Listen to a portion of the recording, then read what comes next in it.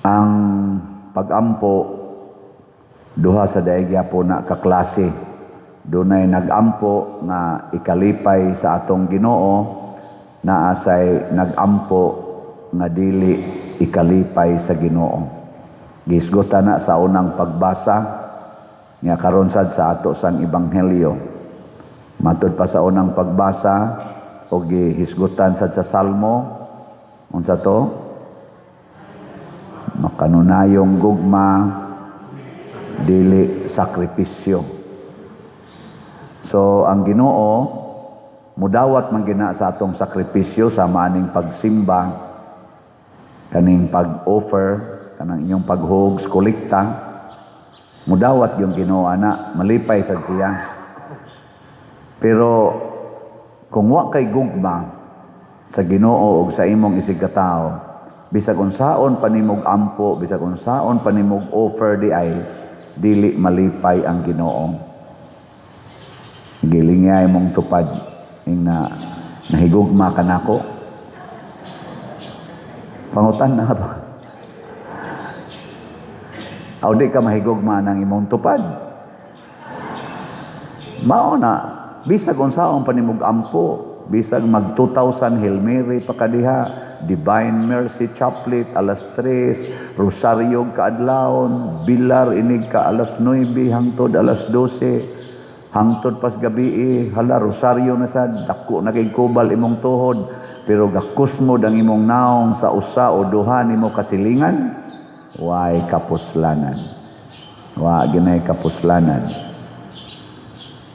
Muna siguro nato na kining ato rong pagsimba mapuslanon. Pero musimba sad ka nga kunuhay na higugma ka sa imong isigkatawo ug sa tanang tao, pero di sad ka muhalad sa Ginoo sa paghug na lag kolekta. Aka na mas dako ng salaa kay ang imo nagyong ang imo nagyong gisaliko ay ang simbahan na gyud ang balay sa Ginoo, anan ni samot na Hinoong kagkabati. So sa Pariseo o sa kobrador sa buhis, nalipay ang Ginoo sa kobrador sa buhis. Pulos po to sila nihatag. Kay bao ko nga katong Pariseo, faithful kay siya, kay law-abiding man siya, kada gid semana siya muhatag. Kato tingaling kobrador sa buhis, panagsara to muhatag, kay panagsara man sa to musimba. Pero muhatag ito kay ilam ng balao dito sa templo. Ang nakalahi lang, ang kobrador sa buhis, wa makigkumparar sa iyang kaugalingon ngadto sa Pariseo. Ang Pariseo nagtamay sa kobrador sa buhis ug nagdaig sa iyang kaugalingon. Samtang ang kobrador sa buhis nagtamay sa iyang kaugalingon, wa magtamay sa uban. Nindot kay na kanabitang manaway ta, nindot natong sawayon ang atong kaugalingon. Sa mga political leaders nato karon, mga Marcos group, Duterte's group, o Pinklawans group, kinsa Manila ang kusog kay mutamay sa ilang kaatbang. Kanang kusog ay manaot ba? Kamo kay bawo na mo ana. Kanang kusog ay manaot siyang kaatbang, lain na sana natong basihanan, ayaw ginagbutari. Kanang kusog ay manaot sa iyang kaatbang. Ana magi panahon nga manaot, pero kanang kusog jud kay ba murag 100% na lang manaot sa iyang kaatbang. Amo tan-aw karog social media, naa diha makita nato ang tanang opinion og statements gikan sa mga ahensya sa atong gobyerno karon, gikan sa executive branch, pinaagi sa ilang speaker kanang singan anang ilang PCO ba na PCO Franz Castro, ari kag ombudsman Boyeng Rimulya, ari kag Kumilik, ari kag NBI, ari kag Congress.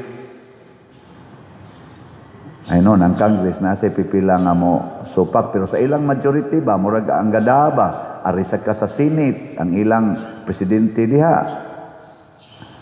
hapit tanang blames padong gyud ngadto sa former administrators sa administrasyon ni former President Rodrigo Duterte. Kung atong tanawon ba, 99% agyod ang blame. Hasta ning mga malita nga gisulti nila ni aning 18 Marines. Ingon man ganing atong ombudsman nga di man na sayo po ng ila nga kuan ang picture nagpakita na nga niadto pa ng before pa sa 2022. Ang mga malita ko no gi-deliver before pa sa 2022. Ana. So, kisa may administrator before 2022. Nya ang dirisad sa NBI niingon sad, wa may delivery ngadto sa Ilocos pag 2023 hangtod 2025. Ani tubag sa mga lawyer sa 18 Marines, nganong di man sad nimo i-appeal ang 2022? Mga ingon ani ba? Nabitang ang tao nga dili mahigugma, dili sad na siya muangkon sa iyang kasalanan. Magsige pamasa ngadto sa uban. Kana bitang asawa nga di mahigugma, ang iyang i-blame kanunay ang bana. Bantay mo? Kinsang asawaha dinhi nga dili gyud mo blame sa iyang bana, taas ang kamot. Kanang di gyud mo basol ba, di gyud mo hatag og sayop sa iyang bana. Tanawa di ba pulos mo mga wa mahigugma? Pulos gyud mo way gugma. Kamong tanan way bana. May ratag mga matay ng bana ninyo. Nga nawa na rin mo duklok simbako. Pero nga nang wa man sa gyud mo isas niyong kamot, kay ni blame man mo. Kani ni amang mga lalaki din kani murag naam sa gini mga asawa. Ikaw na be, hasta kamo de mga online. Kinsa man ninyo mga banaha nga di gyud mo blame sa inyong asawa kung dunay mga palpak sa inyong kinabuhi isip magtiayon. Ta sa kamot. Ito na. Tabla. 0-0. Na kanindot unta kon ang mga leaders dili magsigig daot sa ilang isig ka leader magtinabangay unta.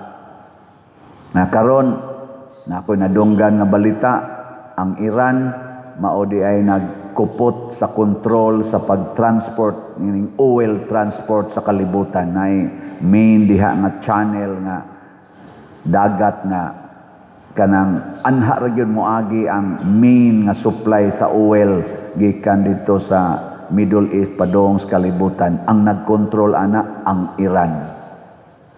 Niyagila na rong pugnan, i-close na tanan, paralyze ang tibuok kalibutan. In general ba? Unya, nganong buhaton mo sa nas Iran?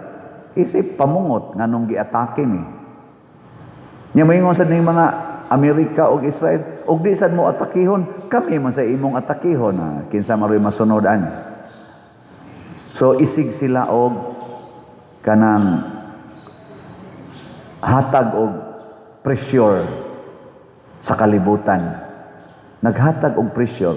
Unsa may ilang gigamit karon pag pressure sa usag-usa? Ang ila kunuhayng kwarta.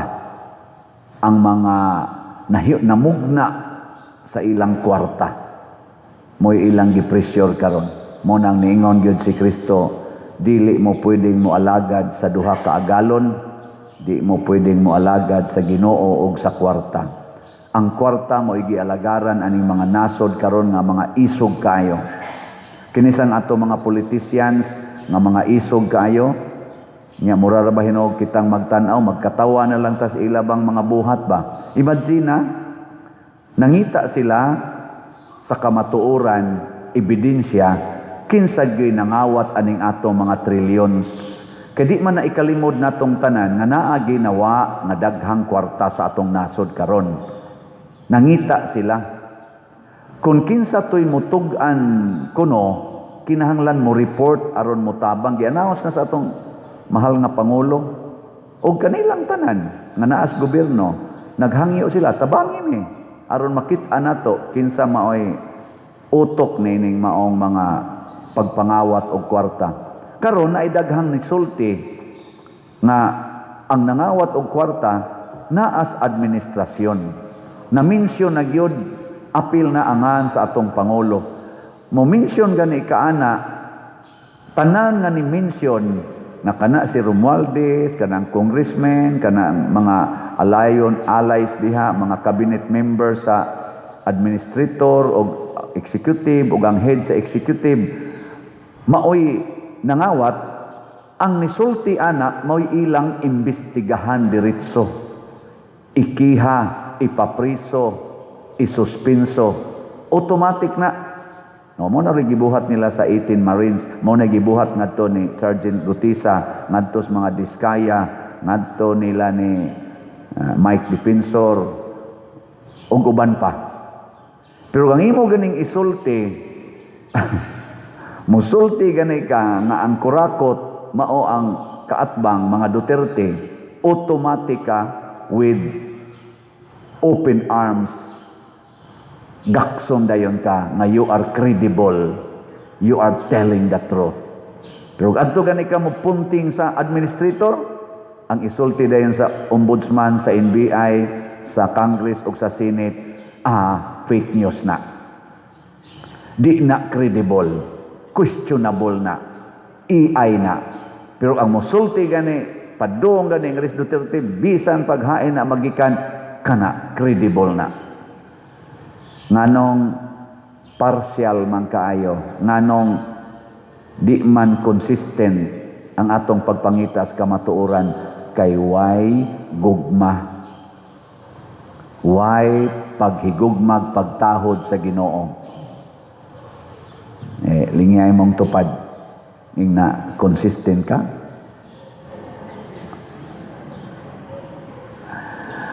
Ako believe lang sa kus mga lawyers karon nga ning protektar aning 18 Marines nga nisulti og kani siya si ni protektar sa expose ni Mike Defensor, gipangpailan man sila, gipang tagaag supina ngadto sa NBI.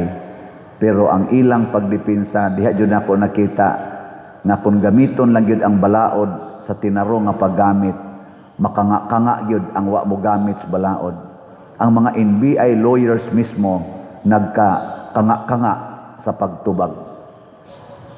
Yano kay musulti ang mga lawyers diri sa 18 Marines og ni Mike Defensor. Gi-question nila ang action kay ang action na gisupina sa NBI kay ang NBI gi-deputize kuno sa ombudsman aron i-ascertain ang kanang background information ni ining 18 Marines og sila bagay nagsuwat, nagpirma sa kanini ang affidavit katong 18. Giapil sad sila sa Mike Defensor, giapil si Attorney Baligod, kanang ilang lawyer. Pero pag abot nila sa NBI, ang giingon sa taga NBI dito nga lawyer, pasudlon og kwarto ang 18 tagsaon nilag interview individually. Kay ila kunong susihon kung credible ba sila nga mga witnesses. Gisupalpak dayon sa duha ka lawyers nga banggiitan kayo, Attorney Baligod, si Attorney Topacio og si Defensor. Malingaw ka kamo na kita ang tingin mo social media naminaw ko ba lawyer to lawyer nindo talaga paminawon, pero mailhan gid nimo katong usa nga medyo nagdepensa sa dili maayong pagkagamit sa balaod og kining tinuod gyud nga nagbarog sa balaod, nindot kay paminawon ay magkanga-kanga ang kadtong ana ko da. Pareha ra gud na nimo gud asawa ka, imong pasanginlan imong bana nga nangabit. Nya siya gisadan, nya ikaw sa day do na sa day kay kabit. Unsa may mahitabo? Inigtubag si imong bana maingon to, ang kunon anako, nangabit ko. Kay dugay naman tikang nasakpan nga nangabit ka. Unsa man ning picture? Tanawa ni. Makanga-kanga ka. Mas may pag mag-inang kunay mo sa inyong sala. Dong pila imong kabit, mingon sa dang imong bana upat ang ako usaraman giupat man sa nimong imo. Mana pasaylo ako dong ha nakapangabit kog kausa, mingon sa nimong bana pasaylo asa kong nakapangabit kog kaupat day. Wala husay na. Pero gimo jud i-insist ako way sa ang atong presidente, ang atong speaker sa Congress o ang atong ubang mga congressmen wa na isa, limpyo gina sila. Ang sadaan kamura gyud. Patay ka diya. Labi na gyud do na kay gibuhat nga sala. Na. Mao na ang kobrador sa buhis. Gikahimut-an sa Ginoo kay wa siya maglipod-lipod sa iyang kaugalingon. Gisaway niya ang iyang kaugalingon. Gipukpok niya ang iyang dughan o igo ra siyang miingon, Ginoo, maluoy ka nako kay ako makasasala. Wa na siya miingon, kaluy isa na ang parisiyo kay animal sa nakayo. Wa na. Mao na gitawag kung sala na gani atong hisgutan, be honest to yourself. Hilingay mo tupad. Ingna pilagi sa ni moron. Napilay imong sala. Nang kanibitang pasaylo, doon naman ko'y formula anang forgiveness. O ang first gyud nga step aron magkapasaylo ay mo, mag-inangkunay gid mo sa inyong sala. Ayaw ipasangil ang tanang sala nga naara na sa imong gikakontra pag inangkunay mo. Ang kuna ang imong share, ang kuna sang iyang muangkon sa chest iyang share. Pananglitan na ako'y gihusay nga banag asawa. Ang asawa pertig yung lagutas bana kay nangabit. Pag atubang na nako nilang duha, honest kaing banang ni sulti. Tinuod na day, nakapangabit ko. Kay kapila man sa kunimo giinsulto. Muhangyo ko nimo, imo kong iwakli. Imo pa kong insultohon. Imo pa kung daghan ikagpasangil. Nya ang atong obligasyon isip ba nag-asawa, wa naman nimo tubaga. Di na gani ka mo tupad og higda na kus kwarto adto na kaslaing kwarto, pasangil lang nimo sa mga bata. Hay naman ang atong pagkabanag asawa ana. Nya makabasol karon ako, maningadto ko. Diha na po sila gi ko na po ikaw sa kay angkon-angkon si mong sa kanang wakli-wakli nimo dako kay nang sa. Maubit ang pagkasal ninyo, kinuptanay mo sa inyong kamot. Wa mo magwinaklihay. Og mintina na, kay hantod nas kamatayon, kasakit o kalipay, pagkuptanay mo sa inyong kamot, anong giwakli mo na nimong kamot sa imong bana? Hikap naman ta nagsugod nimo. Unya, pagwakli nimo, asa man na niya ihikap? Atos lain, ya karon mo basol ka niya. Mo kagbuang. Ang kuna, manang wakli ka, sikag pasangil, labad akong sakit akong buko-buko, sakit akong tiyan, pasangil, makak, tiguang na ta, wa ka di ahilasi, baliwon ba yata, nindog na ta